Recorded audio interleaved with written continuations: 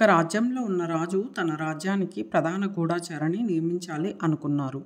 రాజ్యంలో అందుకు తగిన వాళ్ళందరినీ పిలిచి కొన్ని పోటీలు నిర్వహించారు. అందులో 3 యువకులు చివరి దశకు చేరుకున్నారు. వాళ్ళలో ప్రధాన గూఢచారిని ఎంచుకునేందుకు మరో పరీక్ష పెడుతున్నట్టు చెప్పారు మంత్రి. ఆ 3ని ఒక గదిలోకి తీసుకెళ్లారు.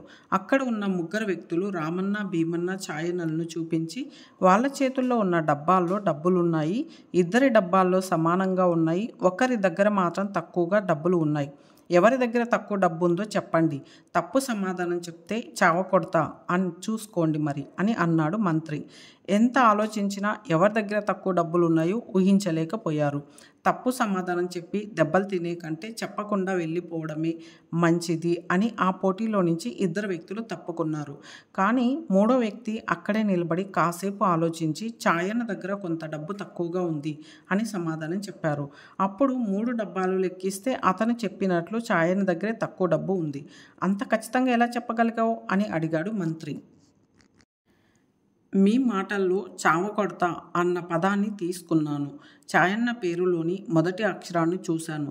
అలా నాకు సమాధానం దొరికింది అన్నాడా 3వ వ్యక్తి. గూఢచారికి ముఖ్యంగా కావాల్సింది రహస్య సంకేతాలను అర్థం చేసుకునే లక్షణం. అది నీకు చాలా బాగా ఉంది.